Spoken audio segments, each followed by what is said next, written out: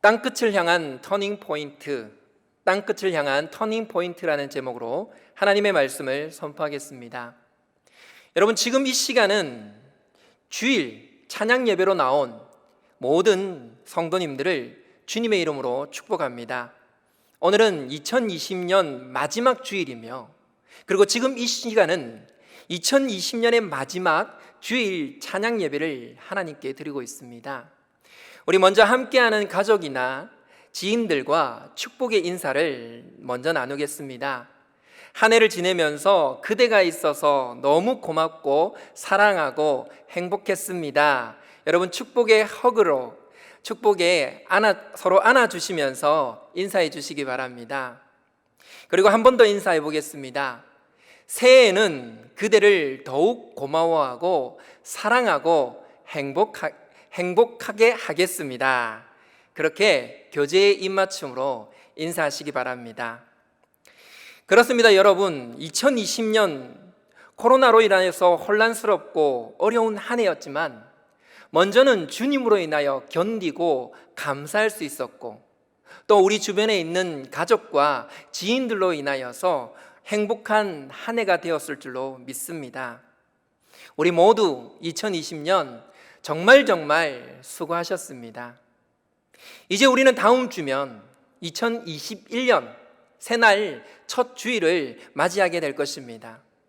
그러므로 여러분, 오늘 이 예배는 끝이 아니라 2021년을 향한 터닝 포인트가 되는 것이지요. 먼저 터닝이라는 것은 돌아선다는 것을 의미합니다. 방향을 바꾸는 것이지요. 전혀 다른 삶의 삶을 살아가게 된다는 것입니다. 그런데 실로 2020년은 저와 여러분의 인생의 터닝 포인트가 되고 있습니다. 2020년에 우리는 코로나19라는 엄청난 전염병을 경험하면서 우리에게 일어나는 일들에 대해서 우리가 모두가 하나같이 생전 처음이다라고 말할 정도로 우리는 전혀 다른 삶을 살아가고 있습니다. 이전과는 전혀 다른 삶의 모습으로, 또한 오늘 이렇게 비대면으로 예배드려야 하고 하나님의 영광이 가득했던 성전이 텅 비어버렸습니다. 안타깝고 슬픈 마음이 가득합니다. 모두가 다시 일상으로, 코로나 이전으로 돌아가기를 간절히 바라지만 과연 그날이 다시 올지를 막연할 따름입니다. 여러분, 포스트 코로나, 바로 그것은 우리 모든 생활 방식의 터닝 포인트를 의미하는 것이지요. 백신이 개발되고 치료제가 개발되어도 분명한 것은 이전과는 다른 세상을 우리가 마주하게 될 것이라는 말입니다. 이 코로나 상황 속에서 우리는 어떻게 살아가야 하며 2021년은 어떻게 마주해야 할까요? 땅끝을 향한 터닝 포인트 첫 번째는 하나님의 계획을 향한 터닝입니다. 우리 11절과 12절의 말씀을 한 목소리로 함께 읽도록 하겠습니다. 시작. 우리가 드로아에서 배로 떠나 사모드라게로 직행하여 이튿날 네아폴리로 가고 거기서 빌립보에 이르니, 이는 마게도냐 지방의 첫 성이요 또 로마의 식민지라. 이 성에서 수일을 유하다가. 아멘. 여러분, 오늘 사도행전 16장은 복음이 아시아에서 유럽으로 방향을 바꾸는 터닝 포인트를 우리에게 보여주고 있습니다. 복음이 아시아를 넘어서 유럽을 넘어서 로마를 통해서 땅끝을 향해 터닝한 것이지요. 앞서 우리가 사도행전 16장 6절에서 10절 말씀을 보시면 성령님께서는 아시아에서 말씀을 전하지 못하도록 막으시는데도 불구하고 바울은 아시아에서 북동쪽인 비두니아에 가서 계속해서 아시아에서 복음을 전하려고 애를 썼습니다. 그들은 여전히 자신의 계획에만 머물러 있었던 것이지요. 자신의 계획만을 고집하고 있었습니다. 그러나 그마저도 예수의 영이 허락하지 않았습니다. 이처럼 자신의 모든 계획, 모든 생각들이 수포로 돌아가고 인생의 어둠이 짙게 내려앉은 드로아의 바닷가에서 오히려 하나님께서는 마게도냐인의 환상을 통하여서 땅끝을 향한 하나님의 계획을 보여주셨지요. 바울의 계획은 개척한 교회들을 돌아보고 아시아 지역에서만 사역하는 것이었습니다. 하지만 하나님은 그 바울을 통하여서 아시아를 넘어 유럽 그리고 온 세상 땅끝까지 내 증인이 되라는 계획을 가지고 계셨던 것이지요. 여러분 한번 보십시오. 하나님께서는 저와 여러분의 삶을 위한 놀라운 계획을 가지고 계십니다. 여러분 이것을 믿으십니까? 바울에게는 이방인의 사도가 되어서 땅끝까지 복음을 전하는 하나님의 계획이 있었고, 또한 사도 요한에게는 다른 제자들이 순교한다 할지라도 끝까지 살아남아서 반모섬에서 요한계시록을 기록할 때까지 하나님의 계획이 있었던 것입니다. 이와 같이 저와 여러분을 향한 하나님의 계획이 있습니다. 그런데 여러분, 우리가 하나님의 계획을 다 알지는 못합니다. 사도 바울도 한번 보십시오. 마게도냐인의 환상을 보고 나서야 겨우 하나님의 계획을, 그것도 어렴풋이 알게 되었습니다. 그마저도 완전히 깨달은 것이 아닙니다. 우리도 마찬가지입니다. 그러니 여러분, 나를 향한 하나님의 계획이 무엇인지 알고자 너무 애를 쓰지 마십시오. 묵묵히 오늘의 사명을 이루어가는 삶을 사시기 바랍니다. 최선을 다해 우리가 오늘을 살아갈 때에 그 오늘이 하나님의 계획 속으로 우리를 인도해 주시는 것입니다. 또한 어렴풋이라도 하나님의 계획을 인정하였다면 이제는 나의 계획에서 하나님의 계획으로 터닝하시기를 주님의 이름으로 축복합니다. 머뭇거리거나 버티지 말고 즉시로 순종하십시오. 오늘 본문 11절과 12절 말씀에서는 하나님의 뜻을 깨달은 바울은 이제 자신의 계획에서 하나님의 계획으로 터닝하면서 하나님의 계획을 위하여서 거침없이 나아가고 있는 모습을 우리에게 보여주고 있습니다. 11절과 12절을 보십시오. 드로아에서 배로 떠나 사모드라게로 직행하여 이튿날 네아폴리로 가고 거기서 마게도냐 지방의 첫 성인 빌립보에 도착하였습니다. 바울이 얼마나 거침없이 마게도냐의 성인 빌립보를 향하여 달려갔는지 11절 말씀에 보시면 직행하여 이튿날이라는 표현을 통해서 잘 나타나고 있습니다. 여러분 사진을 한번 보시겠습니다. 여러분 보이고 있는 이 사진이 바울의 2차 선교 여행의 과정을 보여주고 있는 그 여정의 사진입니다. 다음 사진 보여주십시오. 다음 사진은 조금 확대한 것입니다. 다음 사진, 확대한 것으로 우측 중간쯤 보시면 드로아가 보이시죠? 드로아 보이시고 그 다음에 사모드라게, 네아폴리, 빌립보 이렇게 보이실 것입니다. 여기서 드로아에서 빌립보까지는 약 200km 정도 떨어져 있습니다. 교통수단이 변변치 못했던 당시의 상황으로 본다면 아주 먼 거리지요. 여러분 부산에서 제주까지 배를 타고 한번 가보신 적이 있으신가요? 최신식 디젤 엔진을 장착한 배로도 11시간이 꼬박 걸리는 거리입니다. 그런데 바울은 드로아에서 사모드라게까지 영화에서나 볼 만한 그런 나무로 만든 배로 약 185km를 달려서 직행하였고 쉬지도 않고 바로 이튿날 네아폴리에서 약 16km 떨어진 마게도냐의 첫 성인 빌립보에 도착한 것입니다. 빌립보에 도착해서야 겨우 며칠을 쉬고 있는 것이지요. 직행, 이것은 다른 데 쳐다볼 필요도 없고 멈추지 않고 나아가는 것을 우리에게 말해주고 있습니다. 여러분 빌립보는 마게도냐의 첫 성이요 로마의 식민지라고 말씀을 하고 있지요. 역사적으로 본다면 알렉산더 대왕의 부왕인 필립 2세가 정복한 그것을 기념하여 건설한 도시로서 아시아와 로마를 잇는 첫 관문이고 또한 인접한 교통의 요지가 바로 이 빌립보입니다. 빌립보는 이후에 퇴역한 로마의 군인들이 정착하여서 화려한 로마의 문화를 향유하고 부유한 도시가 되었습니다.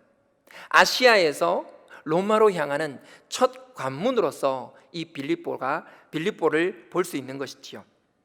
빌립보에 도착한 바울, 그는 드디어 로마를 통해서 땅끝까지 복음을 전하기 위해서 나아갈 수 있게 된 것입니다.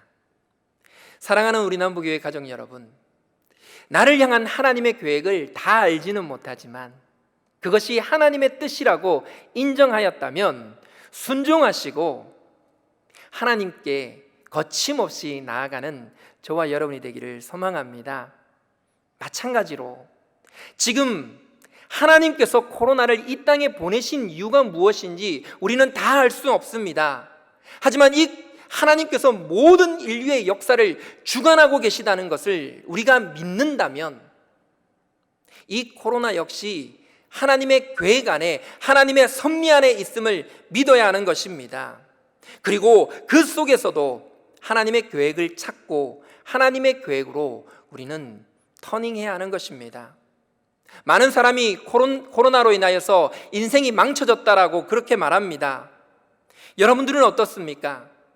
2020년을 새해를 시작하면서 계획했던 그 모든 것들이 수포로 돌아가서 혹여나 낙심한 채로 앉아 계십니까?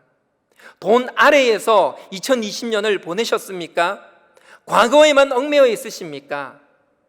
코로나로 인해서 우리의 삶이 망쳐진 것만을 바라보고 계십니까?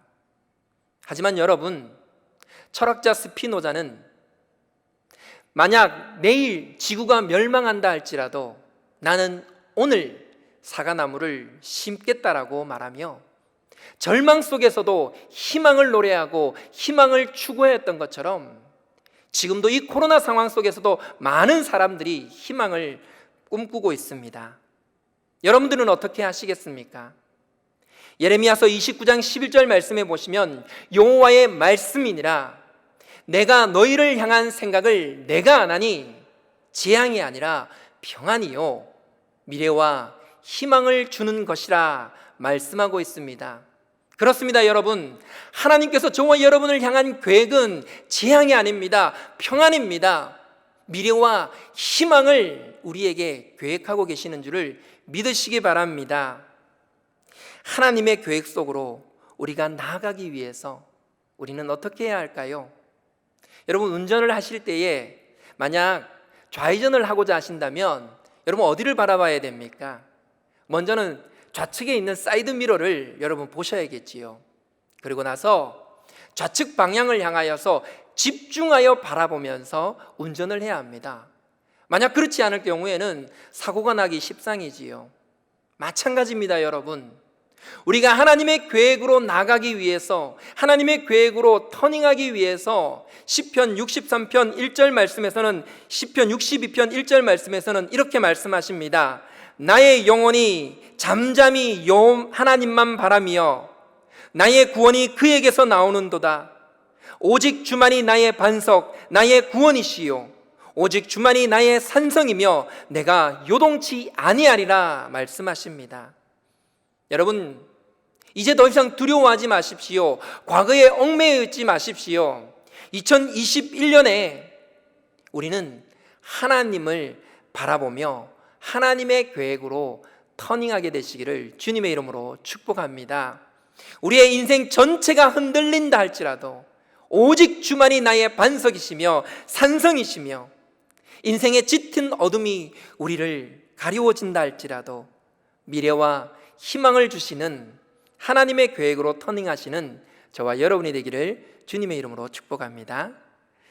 하나님의 계획으로 터닝하였을 때에 어떤 일들이 일어날까요?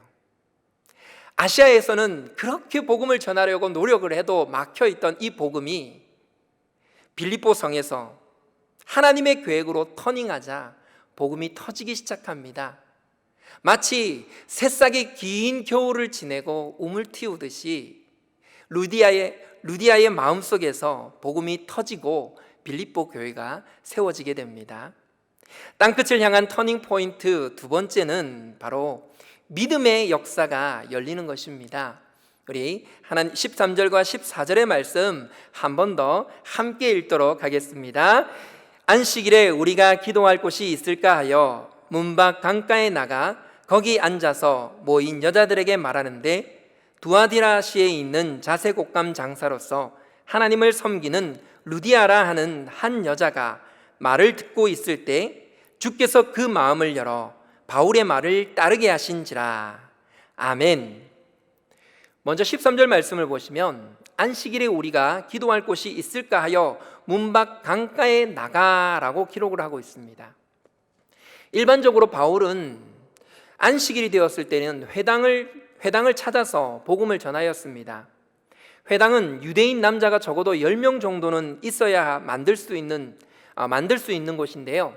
이 빌립보는 유대인 남자가 거의 없어서 회당이 없는 관계로 유대인의 관습을 따라서 강가나 혹은 또 바닷가에서 기도 장소를 찾아갔습니다. 마침 거기에 모여 있는 여인들이 있었고 그 여인들에게 사도 바울은 복음을 전하게 된 것이죠. 여러분, 여기서 여러분들에게 한 가지 질문을 하도록 하겠습니다. 근데 이 질문은 신학적으로도 매우 중요한 질문입니다. 믿음은 과연 누구의 책임일까요? 오늘 루디아의 회심 사건은 믿음의 요인과 책임에 대한 매우 중요한 깨달음을 우리에게 주고 계십니다. 먼저 여러분, 루디아가 복음을 어떻게 믿게 되었는지를 한번 살펴보십시오. 14절 중반에 보시면 주께서 그 마음을 열어 바울의 말을 청종하게 하셨다 말씀하고 있지요. 여기서 우리는 믿음은 하나님께서 마음을 열어주셔서 믿게 된다는 것임을 알 수 있습니다. 성령님께서 루디아의 마음을 열어서 복음을 받아들일 수 있도록 전적으로 역사하신 것이죠. 고린도전서 12장 3절 말씀에서도 성령으로 아니하고서는 누구든지 예수를 주시라 할 수 없느니라 말씀하셨습니다. 그러므로 여러분, 믿음이라는 것은 전적으로 하나님께서 주권적으로 인간의 마음을 열어서 믿음을 가지게 하는 역사입니다. 무슨 말입니까, 여러분? 믿음은 내가 취하는 것이 아닙니다. 내 것이 아닙니다. 내가 노력해서 얻을 수 있는 것이 아니라는 말씀입니다. 하나님께 속해 있으며 하나님의 주권인 것이지요.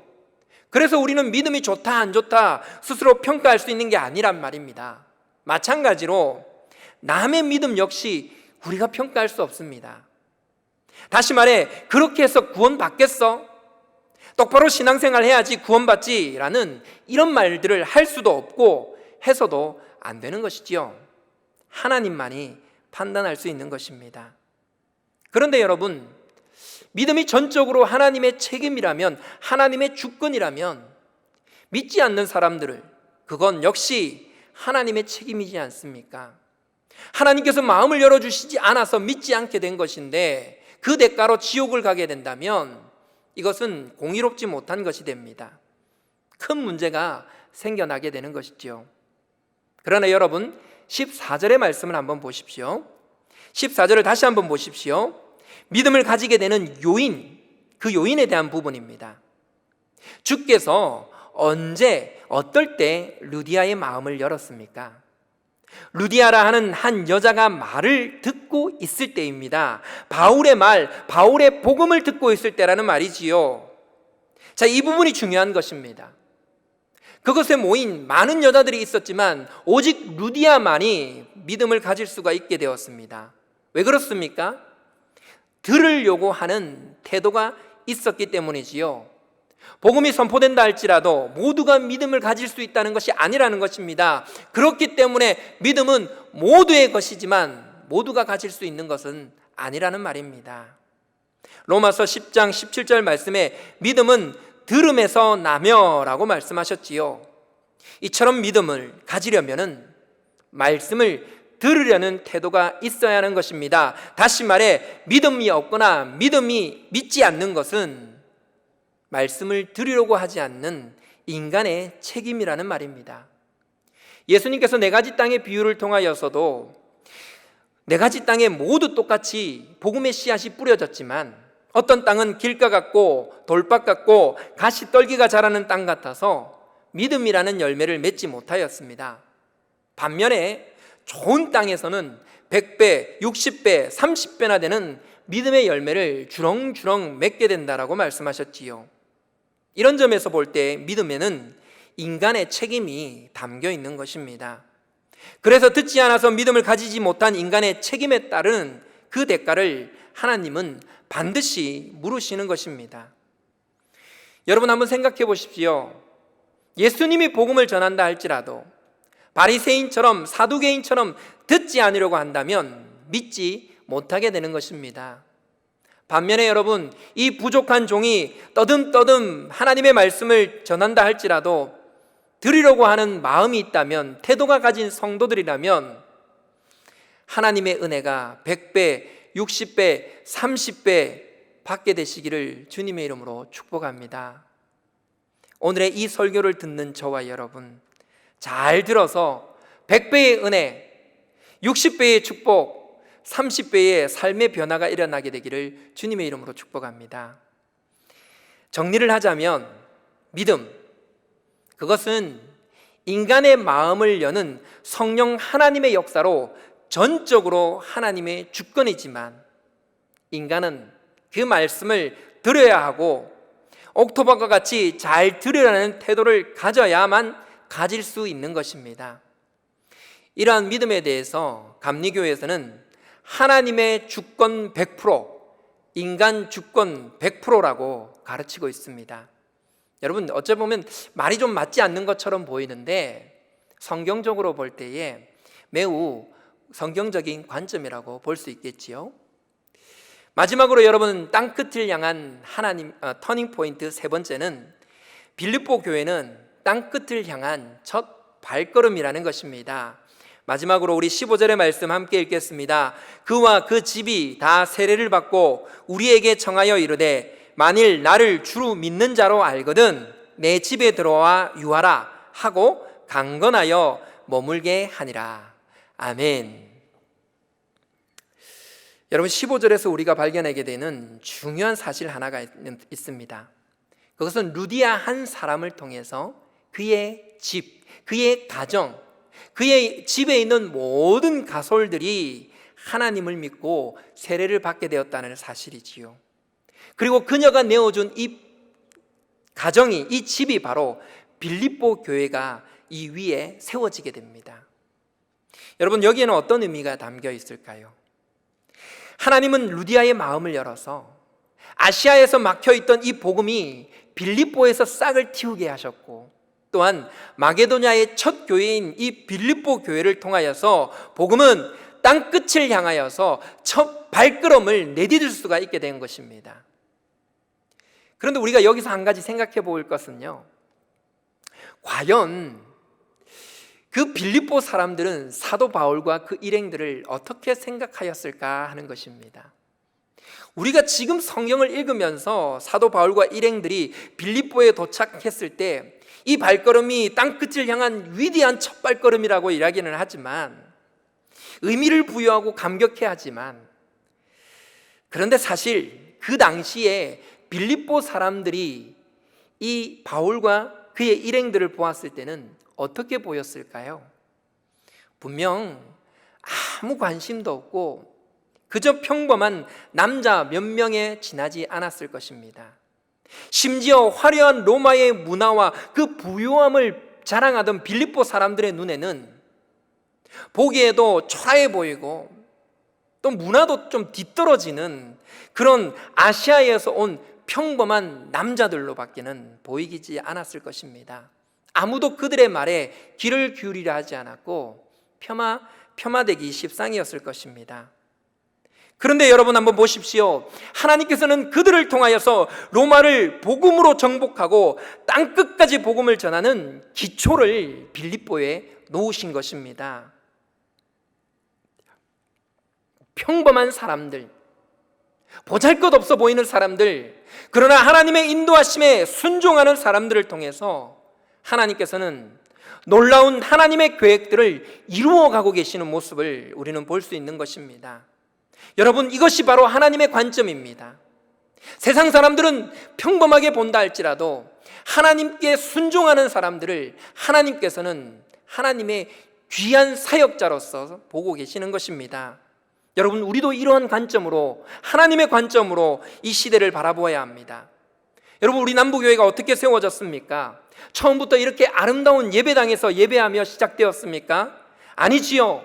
우리 교회의 역사에 따르면 1976년 8월 26일 날 경주 제일교회에 다니고 있던 출석하던 교인들 몇 명 중에서 교회 개척의 뜻이 있는 몇 사람들이 이갑성 권사님의 댁에서 기도하면서 시작된 것이 바로 우리 남부교회입니다. 평범한 성도들, 그러나 하나님의 뜻에 순종하는 하나님의 일꾼들을 통해서 경주 남부교회가 세워지고 예배와 말씀, 전도와 같이 신앙의 본질에 집중한 3대 신앙 대행진을 통해서 진리의 빛을 발하고 있으며 설립 50주년을 기념하며 희년을 향한 거룩한 동행 비전 2027을 통해서 세상의 희망이 되어가고 있습니다. 코로나로 복음의 발걸음이 막혀버린 이 시대에 메신저 뉴스처럼 시대 변화에 적합한 도구를 활용하여서 최선을 다해서 복음을 전하며 지금까지 영혼들을 구원해 가고 있습니다.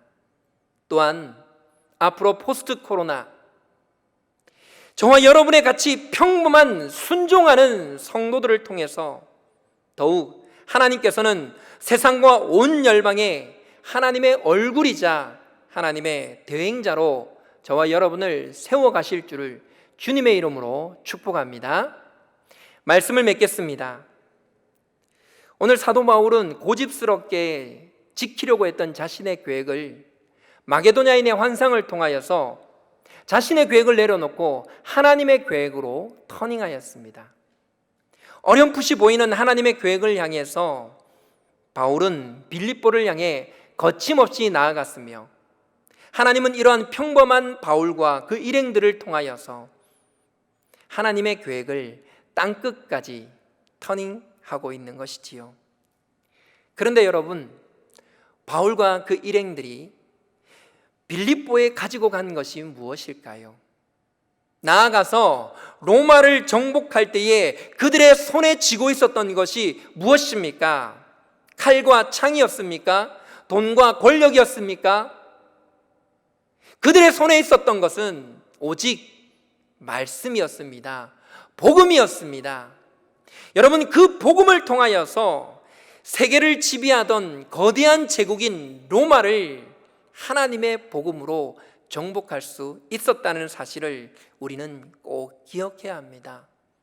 여기에서 우리가 깨닫게 되는 중요한 사실 한 가지, 또 한 가지는 바로 복음이 이 시대를 정복할 수 있는 우리에게 있는 유일한 무기라는 것이지요.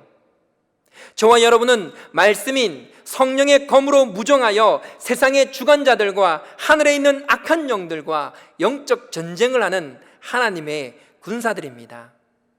지금 세상은 로마와 같이 코로나를 명분으로 정부는 무소불위의 권력으로 교회를 탄압하고 있습니다. 기업들은 성도들에게 교회 나가지 못하도록 압제하고 있습니다. 또한 동성애를 조장하는 법을 제정하여서 하나님의 법을 짓밟으려고 세상의 법으로 짓밟으려고 하고 있습니다. 그 앞에 우리는 너무나도 평범합니다. 보잘것없이 보입니다. 그러나 우리에게는 복음이 있습니다. 세상을 이기는 하나님의 능력인 이 복음이 있기에 우리는 두렵지 않습니다. 2021년 성큼 다가온 이 포스트 코로나 시대를 맞이하면서 우리는 복음으로 다시 한번 무장하여 이 시대를 하나님의 나라로 세워가는 은혜가 함께하기를 주님의 이름으로 축복합니다. 무거운 짐을 진 것처럼 힘겨운 길을 걸어갈 때에 말씀이 나의 능력이 되어서 세상을 이길 힘을 가지시는 여러분들이 되시기를 바랍니다. 그렇게 할 때 2021년에는 하나님께서 우리가 상상하지 못한 놀라운 은혜로 세상을 변화시켜 나가는 것을 목도하게 되는 저와 여러분이 되기를 주님의 이름으로 축복합니다. 기도하겠습니다. 사랑과 은혜가 충만하신 주님, 2020년 마지막 주일을 마무리하며 하나님의 말씀으로 2021년을 향한 희망을 품습니다. 2020년 코로나로 인해 생전 처음 경험하게 되는 삶의 변화들 속에서 우리의 인생이 크게 흔들렸고 어려움에 처했지만 그 가운데서도 우리를 지키시고 보호하시는 하나님의 은혜에 감사드립니다. 이제 우리는 포스트 코로나라는 터닝 포인트에 있습니다. 감당하기 힘들고 혼란스러운 것 투성이지만 이 모든 것이 하나님의 섭리 안에 있음을 믿으며 나의 계획을 내려놓고 하나님의 계획 속으로 터닝할 수 있도록 하나님만 바라보게 하여 주시옵소서. 평범한 우리의 모습이지만 하나님의 계획에 순종함으로 우리 남부교회를 세우게 하시고 여기까지 소중하게 가꾸며 하나님의 복음 사역에 참여할 수 있었음을 감사드리며 모든 것이 하나님의 은혜임을 고백합니다. 2021년을 바라보며 다시금 우리의 신앙의 허리띠를 동여매고 신앙의 본질을 지켜나가며 비전 2027을 통해 희년의 기쁨을 나누며 메신저 뉴스를 통해 복음을 전할 때에 교회를 통한 축복이 온 성도들의 삶에 가득하게 하여 주시옵소서. 다가올 2021년에도 말씀을 나의 능력으로 삼고 복음으로 세상을 변화시켜 나가는 삶을 살 수 있도록 믿음을 더욱 주시기를 바라며 예수님의 이름으로 기도드립니다. 아멘.